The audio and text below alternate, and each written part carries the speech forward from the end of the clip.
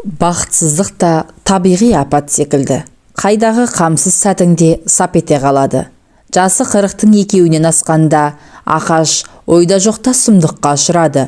20 жыл отасқан зайыбы жүйке ауруына шалдығып, үмітке толы өмірі бір-ақ күнде ұйқы-тұйқы болды. Тірінің күйігі өлікінен ауыр екен, ол дегеннен ұқты. Өліге қанша қаусап қайғырғанмен шарасыздығыңды көріп еріксіз қатаясың да әрекет қыласың. Ал тірінің дерті күнде жаңаланып, жаныңды кеулеп, үңгейді де жатады. 3 жылдың ішінде әйелінің халі Ақашты сансыратты да, көндіктірді де. Есеңгіреген күйден енді ес жия бастаған шақта үй шаруасының негізгі ауыртпалығын арқалап жүрген үлкен қызы тұрмысқа шықты. Құда жекжаттармен араласып құраласып жүргенде Қымбат дейтін құдашасымен әзіл қалжыңы айрықша жарасып қалды. Ол өзі Ақаштан 10 жас кіші, бір ұл бір қыз туған, кәдімгідей кәнігі әйелді. Күйеуі бір құрылыс мекемесінде бөлім басқарады екен. Ақаштың аңғарғаны, әйел ішімдіктен алыңқырап, айтыңқырап отырғанды ұнатады да, есесіне күйеуінің ішкен сайын үні өше береді. Әйтеуір әйелінің алдында жүзі төменшік. Не құдай атып, көңілдесімен әшкере болып қалған, не жөндеп әйелінің айызын әлі қандыра алмай пақыр. Не әйелі барлықпен тоқтықты көтер алмай, істініп кебініп жүрген бәле. Қалай болғанда да құдашасы құрғыр Ақаштың көңілін алаңдата берді. Ақашты арбаған күш, әсіресе Қымбаттың көзімен сөзі. Елден қысылмай, құдашадан құдай атқан құрғалады құдай атып қалмасын, қамданыңыз, дейді күліп. Оны жұрт әрине әзілі де бұғады. Ал Ақаш соны айтқанда көзінің ағы мен қарасын бір аунатып жібергенін көріп, шынында да қамданыңыз деген қалмаушылығы, қамшылауы екенін аңғарады. Ошақтағы шаланы лақтырып жіберсең, от әуелі лып етіп, артынша аққан жұлдызша жіңішкеріп барып сөнеді ғой. Жалт қарағаныңда Қымбаттың да жанары сәулелі із тастап, созыла барып үзіледі. Сол әдемі көрініс көзін суыртып, есінен кетпейді. Әзілден әріге кетіп, Ақаштың ойы шындап бұзыла бастағанын Қымбат та аңғарған секілді. Соңғы бір отырыста: «Бізде басы бос 2-3 әйел істейді, солармен сізді таныстырайыншы», деп тайсақтады. Онысын Ақаш дұшпан көзі қылып жасаған айласы деп ұқты. Өйтіп жеңгетайлық жасасаңыз, құдашалық міндеттен құтыласыз деп бірден ығына жығылды. «Сізге әрқайсысын бір-бірлеп таныстырамын. Кездесетін жеріміз тек ресторан», деді Қымбат, өзінше мұны шоштарлықтай шарт қойып. «Сіздің меселіңізді қайтармаспыз», деді Ақаш, бәріне дайын ыңғай танытып. «Әрбірінің артынан өзіңізбен оңаша тағы отыруға да қарсы емеспіз». «Қайдам», деген Қымбат Ақаштың бет жүзіне көз сығырайта сынай қарап, «Келіншектердің де құрысын, өзіңде қоса құры деп қоңқылдап жүрмесеңіз жарады ғой». Әзілдің астарында шындығы да барын білдіргісі келіп: «Қоңқылдарым бар, қолқа салмас едім ғой, одан да бұлдана бастағаныңды мойындасаңшы», деп қасақана өкпен қартты.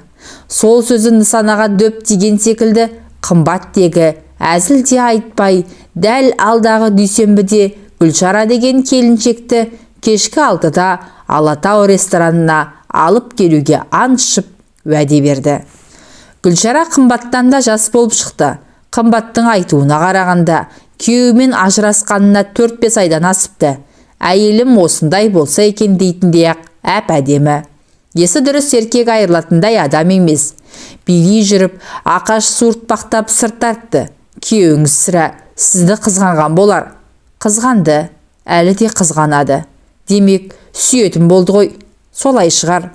«Ойбай-ау, енді неге бүйтіп жүрсіз? Сіз мені күйеуіммен қайта табыстыруға міндет алып бедіңіз». Әйелінің әзіл екенінде, шын екенінде дауыс ырғағынан ажырата алмай, Ақаш бір сәт аңырып тұрып қалды.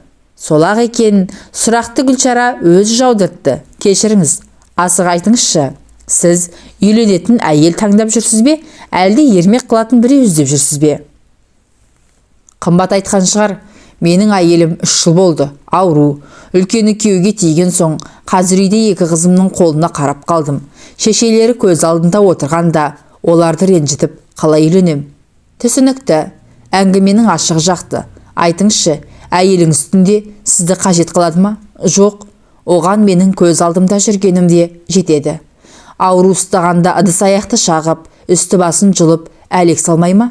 Жоқ, өмір етіп көрген емес. Әлденені іздеп, соны таба алмай жүрген адамша ауық-ауық аңырып қалатыны болмаса, сырт көзге тегі ауру екенінде сезілмейді. Сөзі қалай? Көп сөйлемейді. Сөзінің кейі дұрыс, кейі қиғаш, жағдайға қарай. Түсінікті. Тамақтығым жасайды. Қолдағы қыздарымның үлкені, ол студент, кішісі 10-шыда. Қайсысы бұрын келсе, сонысы жасай береді. Өзімді ептеп араласам, анда-санда шай беруге әйелімде жарап қалады. Әйтеуір, ілдәлі тірлік қой. Басқа түспен соң баспақшыл болады екенсің. Бәріне көндік, бәрін үйрендік. Әйеліңіз ауырғалы бері көзіне шөп салмағаныңыз рас па? Жоқ, салғам жоқ. Ал сізші, ондайдан амансыз ба? Ондайға өлсем де бармаймын. Некелеспеген еркектің қойнына жата алмаймын. Сізге де айтарым сол. Басыңыз бос болса ғана маған қолқа салыңыз. Әйтпесе өзіңіз де әуре болмаңыз. Мені де әуре қылмаңыз. Бидің ырғағынан Ақаш жаңылып барып түзелді.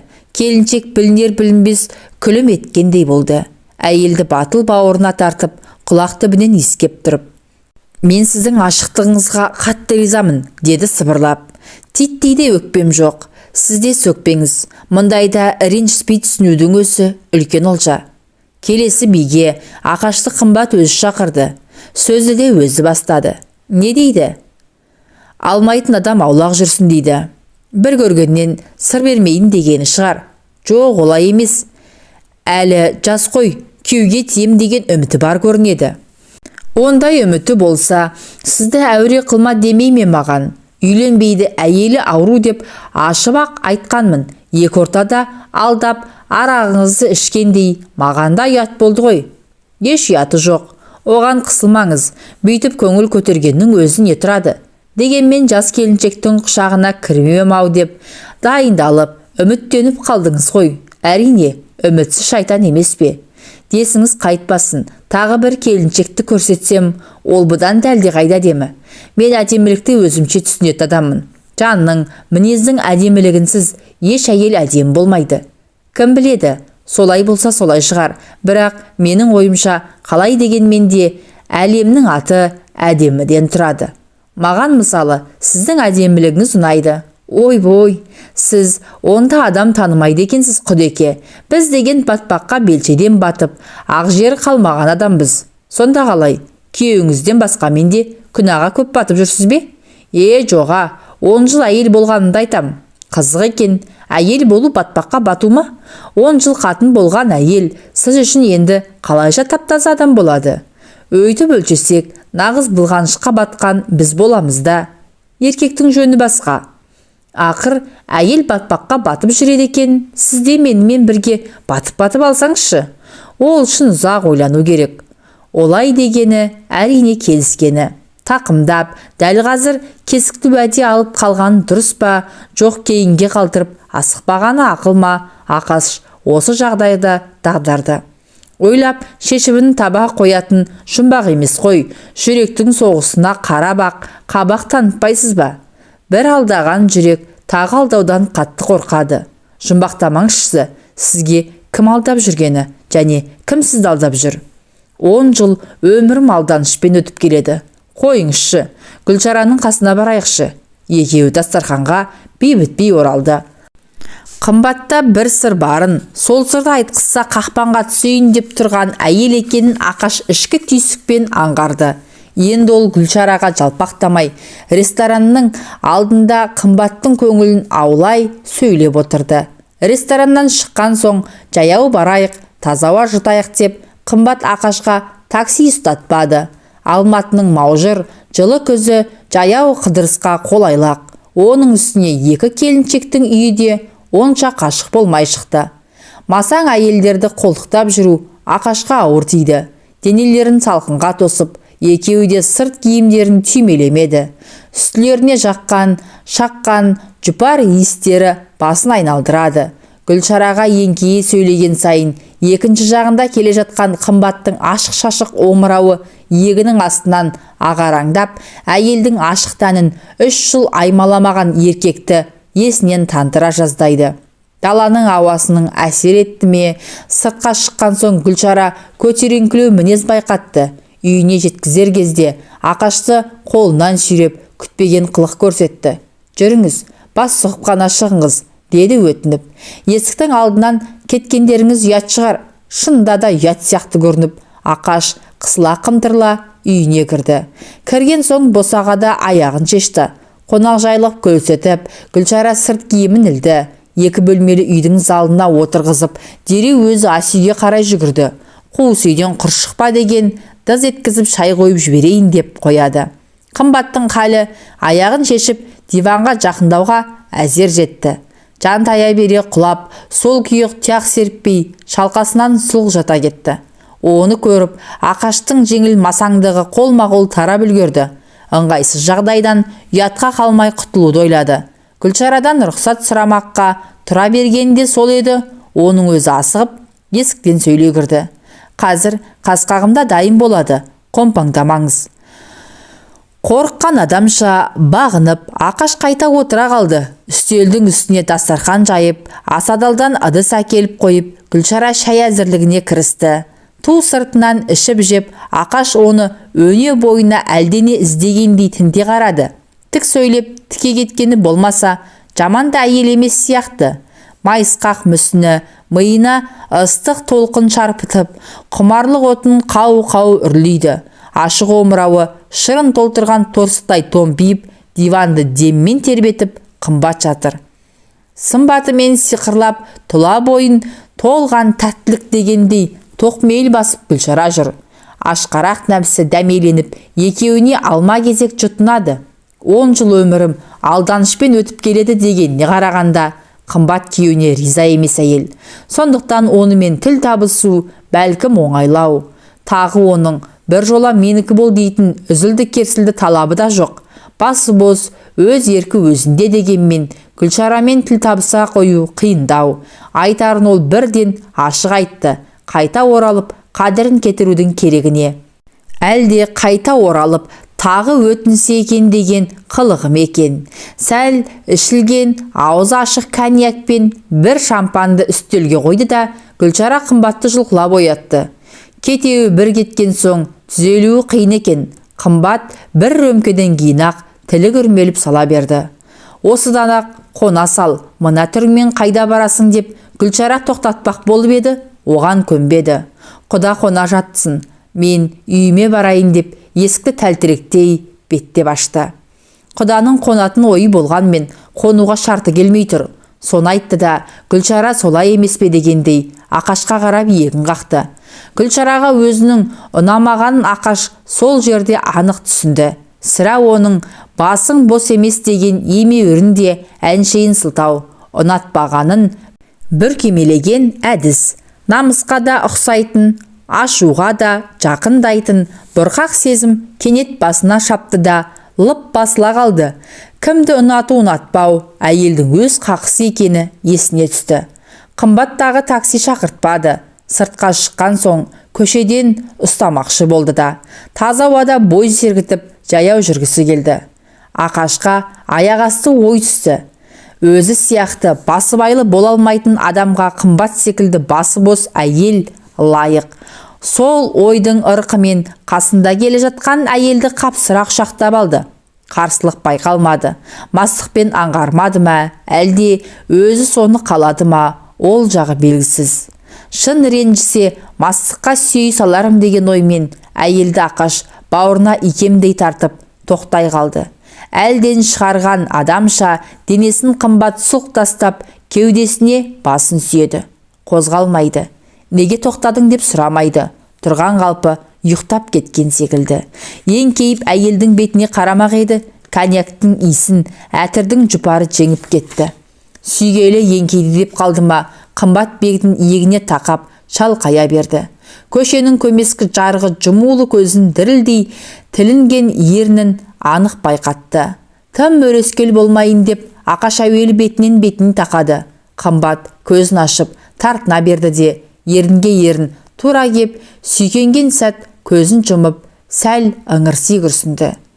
Демдерін орта жолдан үзіп, екеуі тұншыға бұлқынып ұзақ сүйісті. Бір кез құшағынан Қымбатты босата беріп, недерін білмей қысылғаннан қайтадан бауырына тартып, қайтадан Ақаш ұзақ құшырлана сүйді. Кенет мастығы тарап, «Ұят-ай, ұят болды-ау» деп құшағынан босаған бойда Қымбат бетін басып теріс айналды. Білегінен тартып бері қаратып еді, чұлқына босанып жүгіре басты. Үлкен жеңіске қол жеткен қолбасшыдай жымың-жымың етіп Ақаш артынан ақырын аяңдады. Қымбат ұзамай оңға бұрылды. Қайда кіріп кеткенін көрмей қаларым деп Ақаш артынан ентелей ұмтылды. Келесі көшені кесіп өте бергенде қуып жетіп Қымбатты қолтықтан ұстады. «Ұстамаңызшы, көршілер көріп қойса ұят. Әдей аңдыған біреу болмаса, осы уақытқа дейін кім ұйықтамайды? Сонда да ұстамаңызшы, енді кете беріңіз, рахмет, ары қарай өзім барам». «Жоқ, болмайды. Мен сыйғылсам сыпыра қылатын адаммын. Есігіңізден енгізіп жібермей, үйге қайтпаймын». Кенет бір күдік сап ете қалды. Осы қалпы қайтып кетсе, мына әйел айнып қалып, енді қайтып жолықпай қоятын тәрізді. Қолайлы түнді қолдан шығарып алмауға бекінді.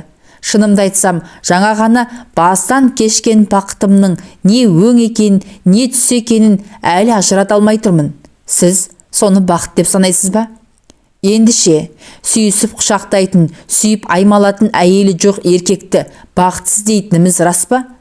Ондай әйелге жолыққан мен ендеше неге бақытты емеспін? Әлде сенікі жай мастық па? Мастық болса мастық шығар.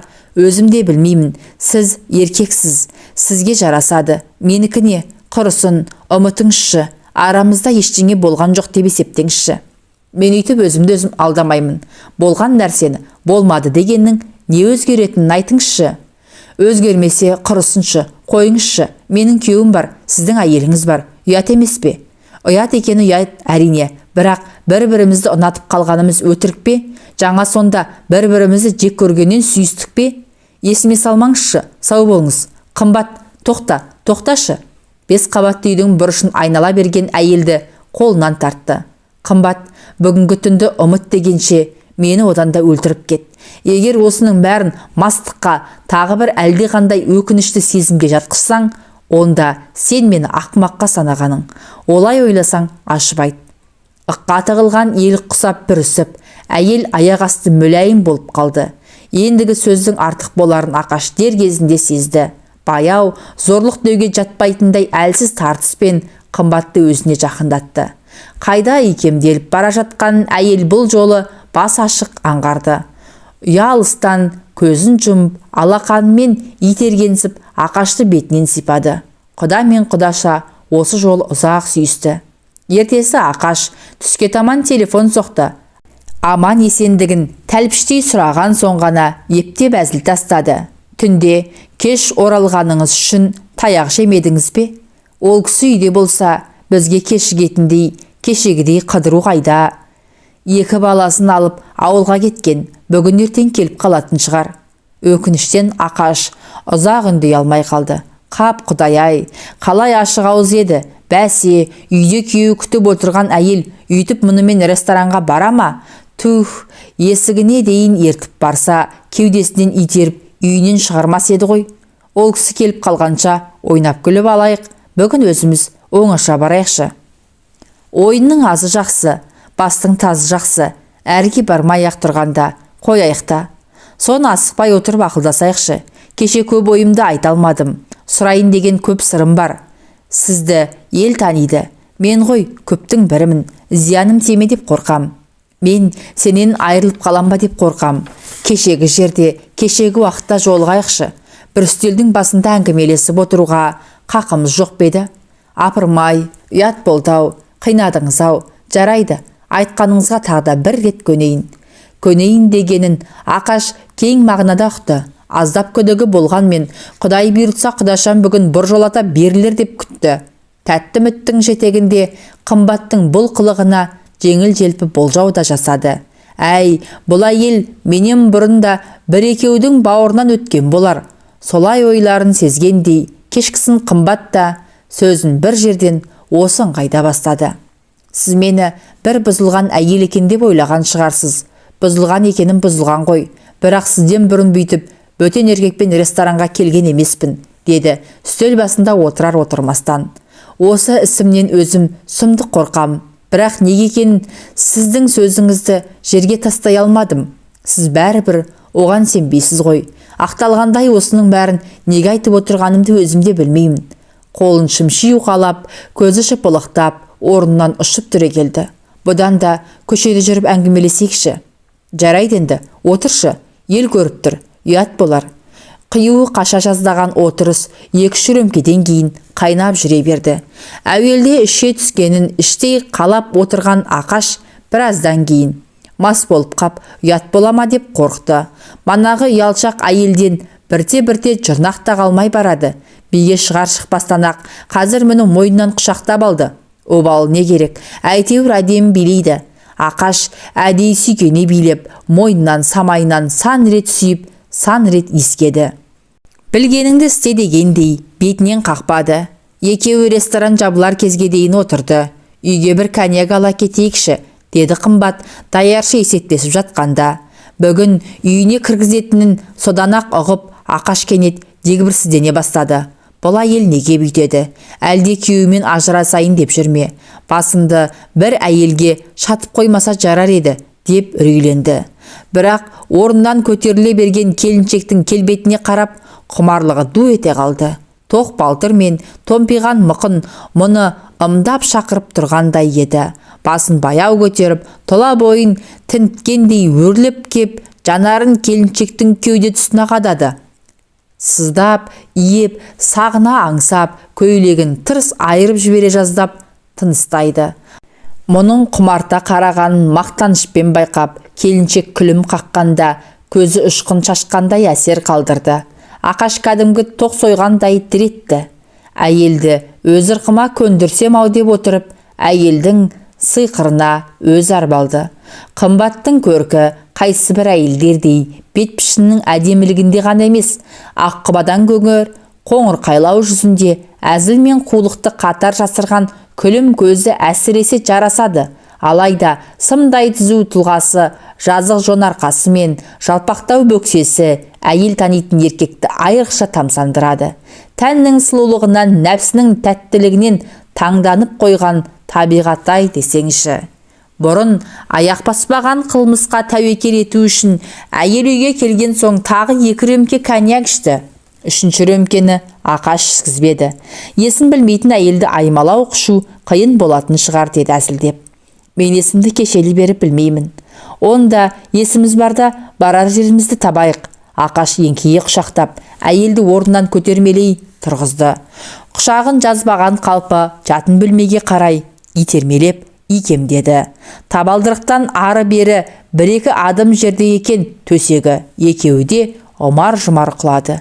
Өзім, деді қымбат, Ақаштың дегбірсіздене дірілдеген қолын сыпайы теріп. Адам құсап, төсек сап жатайық. Алдымен бет-аузымды жуып келейін. Қымбаттың қойны Ақашты айрықша тәнтетті. Әйелдің мейлінше таза тәннен құмарлық үрлейтін хош иіс аңқып, нәпсі қоздыратын шырын дәм бөлінгендей. Төсінен, мойнынан құныға иіскеп, құшырлана сорғылаған сайын тәтті құдық тереңіне тартып бара жатты. 3-ші мәрте аймалап жатқанда, ашпауға тиіс сырын әйел абайсыз аңғартып қойды. Ойбай жанымай, шын әйел болғаным бүгін шығар, деді алқынып. Сол сөздің желігі құлжынтып, онсыз да жан алып жан беріп жатқан Ақаш әйелді төсек-мөсегімен бүктеп жібере жаздады. Ұйыққа түсіп кетіп, шыға алмай жатқан жолбаршы аласұрып жұлқынды. Сол сәт қымбат, ойбай ағатай-ай, бұл не сұмдық деп тұншыға шыңғырып жіберіп, ентігін ұзақ басып талмаурай көзін жұмды. Әйелдің тұңғыш рет той аталғанын түсініп, төсегіне Ақаш сылқылай кетті.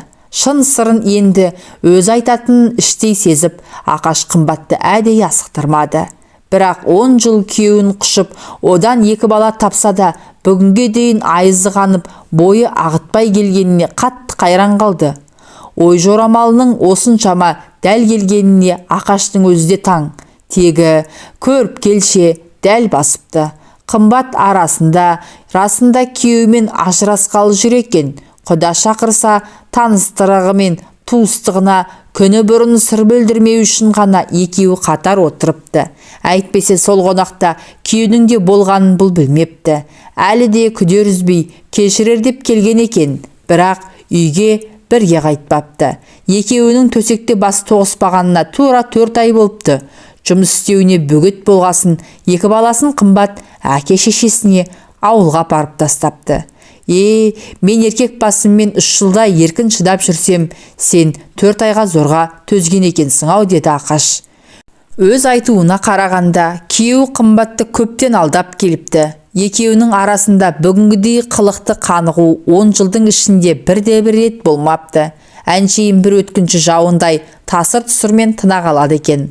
Ал дұрысы басқаша болатынын құрбай елдерінен алдақашан естіпті. Сөйткен күйеуі бірге істейтін бір әйелмен бәлен жыл байланысып жүріпті.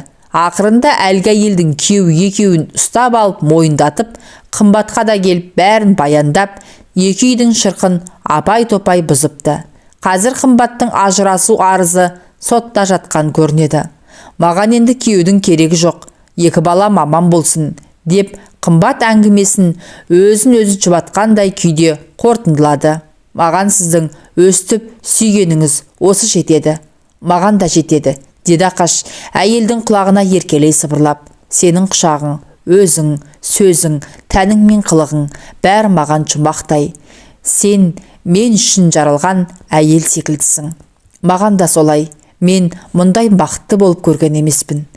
Біреуді қымбатты қылу, бақытты қылу өзің үшін де бақыт қой. Ақаш қатты толқып, қымбатты бауырына тарта аунап кетті. Ашқарақ әлі тойынбаған құшақтар тағы да қауышты. Ақашты сол түннен кейін өзін айрықша сезінген мақтаныш биледі. Маған сіздің өстіп сүйгеніңіз жетеді деп алқынған қымбаттың үні құлағынан кетпеді. Дүниедегі құпия қызықтың қойын кездейсоқ ашқанына әрі қайран, әрі риза. Әркімнің қолы жете бермейтін, әркім ебін тауып тата бермейтін тәттінің кілтін тапқанына көңілі қошал. Отбасына, бала шағасына еш зиян тигізбей-ақ өмірден өз үлесін ала білгеніне шексіз қуанышты. Қуаныштың дүмпуі ыңылдатып ән айтқызады. Базардан алып келген темір қақпанмен түлкі алады ебін тапқан. Ебін тапқан еркек өтірікті де өтірік еместей айта алады екен. Қымбаттың қасына қонып қалған түні аяқ асты достарымен Қапшағайға барып, солармен бірге сонда қонып қалған болады. Оған әйелі де нанады, балалары да сенеді. Өтірікті өйтіп айта алғанына көңілі тіпті көтеріледі.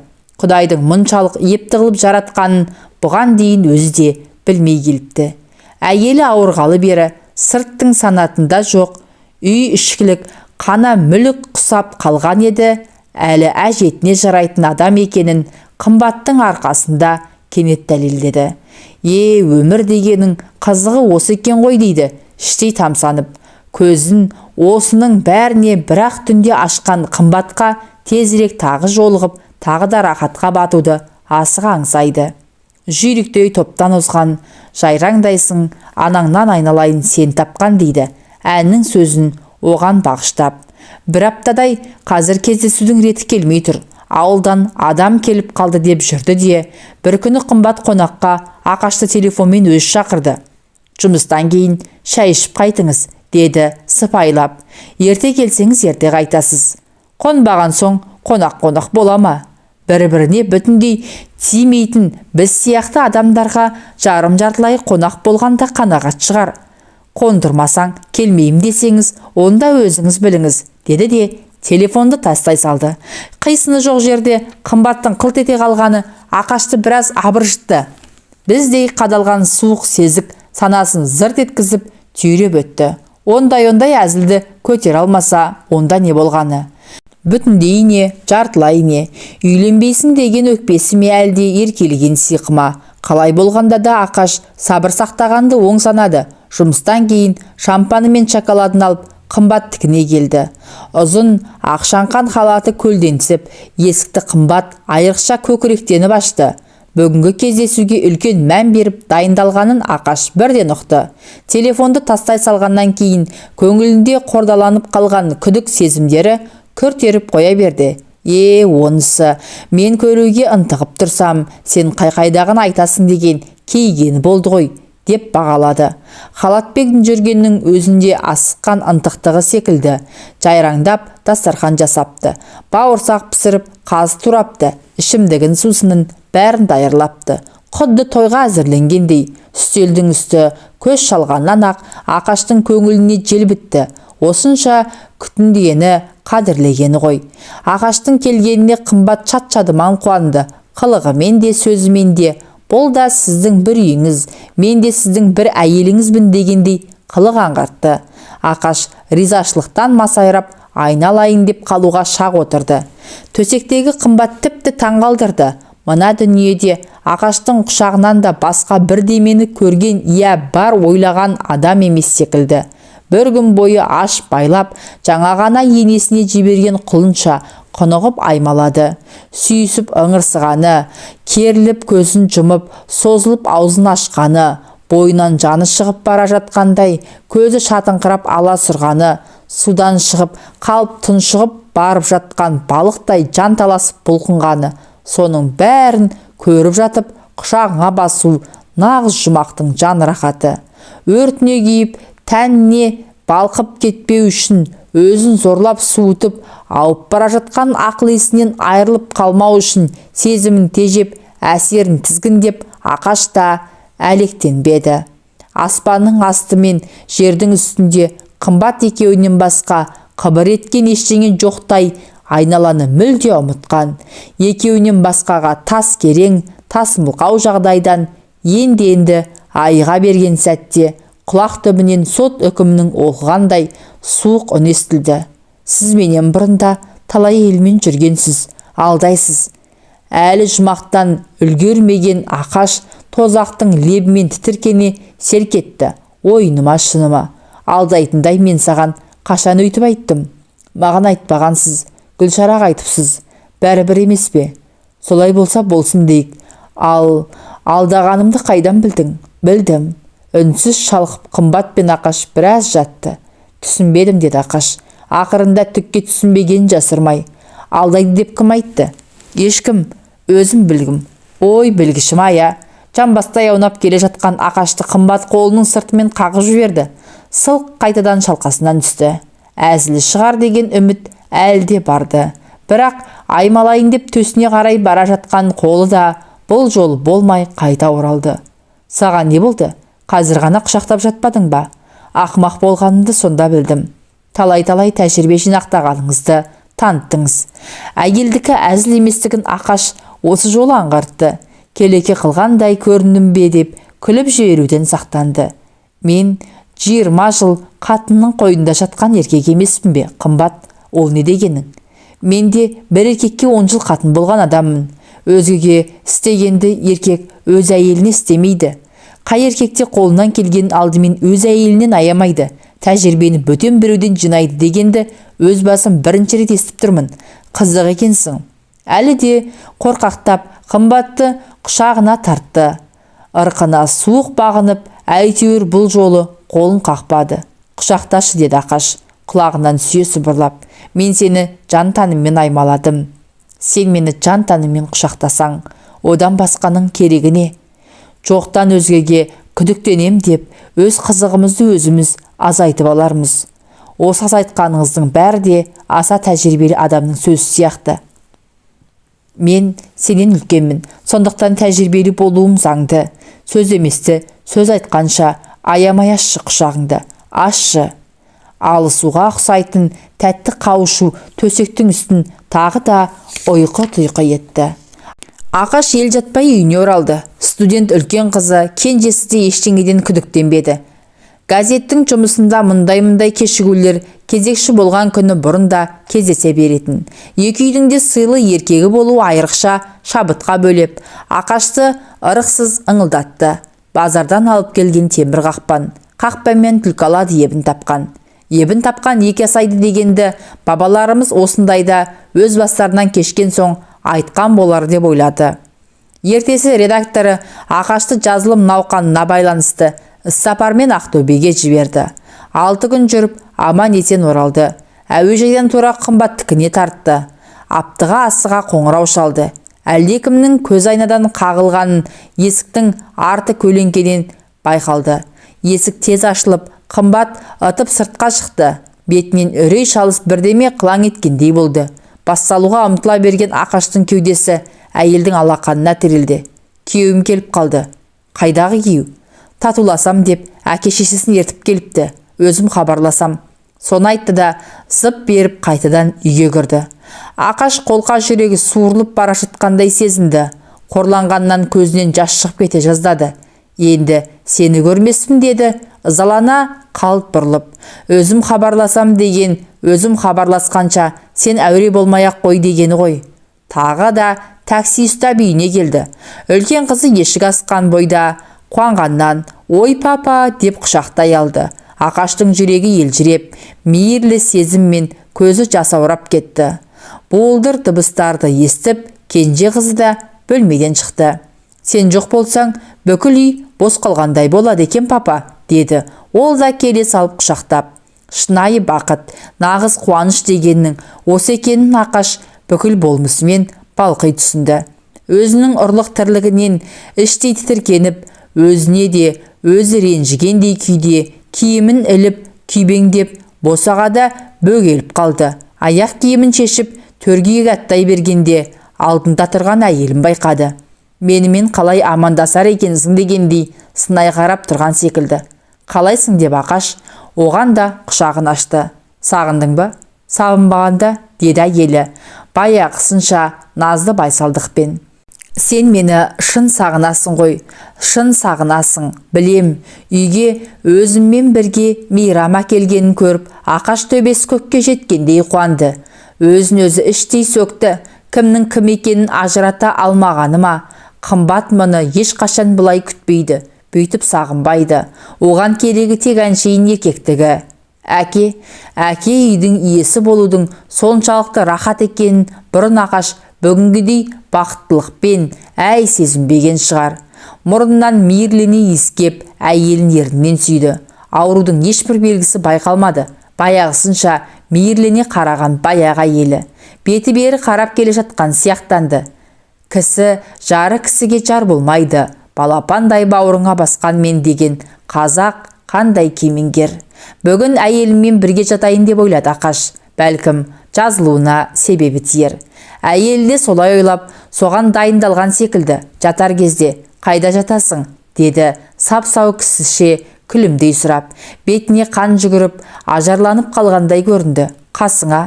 Өзім де солай ойлағам дегендей жалт бұрылып жатын үйге кіріп кетті.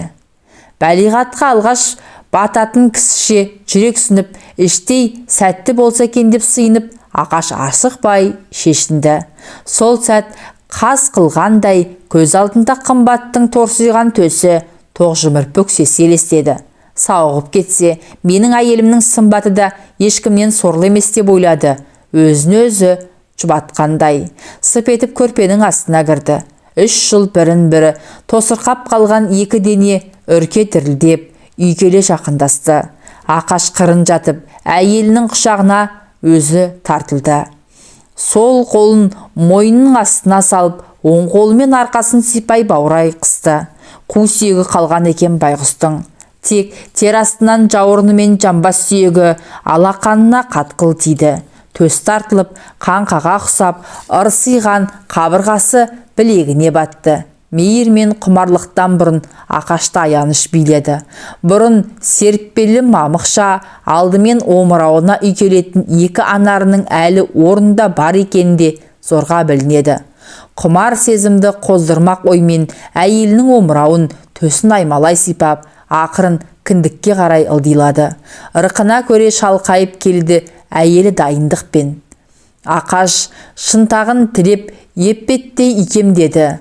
апалақырап сәл асығыстық жасады. Содан болды ма, әлде басқа бірдеңе аяқ асты әсер етті ме, әйелі ойбай деп ышқына ытқып кетті. Ақырын Ақаш әйелін қолынан сипап қайтадан көрпенің астына тартты. Қыздарым естіп қалама деп қысылды. Жарайды, жай жатайық, көрпеге кірші. Түс көріп жатып, кенет оянып кеткен адамша Ақаш біраз уақыт өзіне өзі келе алмады. Ақырында өзін зорлап жеңіп, әйелін ақырын шашынан сипады. Көзін қараңғыға жұмып, өзі ғана еститін өксік пен үн шығармай күрсінді.